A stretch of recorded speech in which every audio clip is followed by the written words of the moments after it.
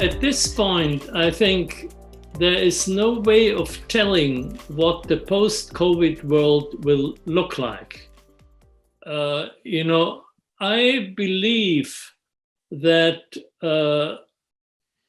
the connectedness, the systemic connectedness of COVID-19 and the economy and social living conditions, social justice, work opportunities, whether you go somewhere to work or whether you work from home, all this is tightly interconnected.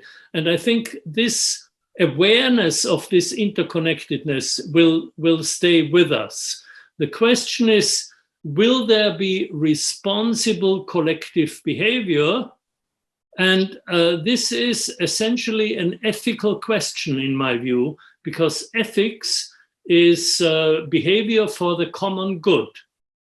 And so it is indeed possible to behave in this way.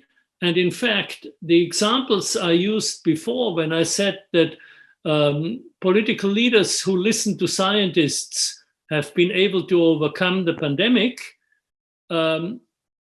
this is one aspect of their actions. But the other aspect is they had the common good in mind, rather than their own political career or political power.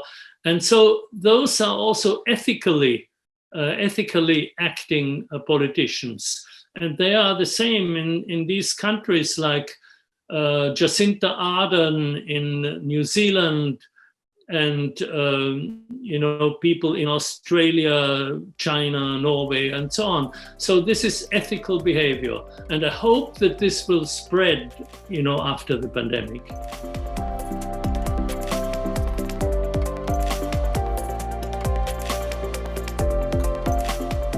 Since sustainability is an ecological concept, meaning the inherent capability of nature to sustain life over long periods of time. And if we want to use this for our human communities, then we can learn about a lot from nature. And specifically, we can learn techniques for developing technologies inspired by nature. You see, nature does not have a designer designing technologies. It does it through trial and error and millions and billions of years of natural selection and evolution.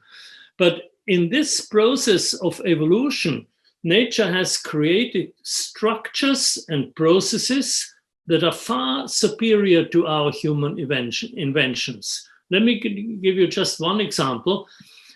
Everybody knows what spiders do. Spiders spin silk threads.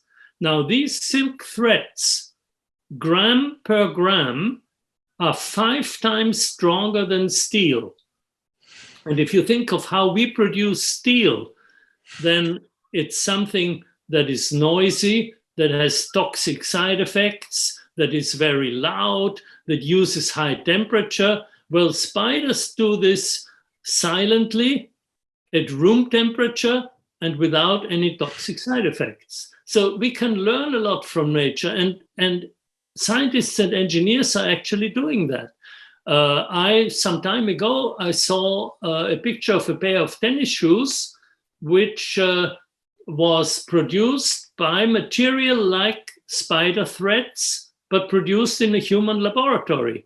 And this was an invention by 2 Scandinavian women, 2 scientists who invented that technique, inspired by the spiders. So there's a whole field of eco-design and of biomimicry that does that. And according to me, that's the way to go, in my view.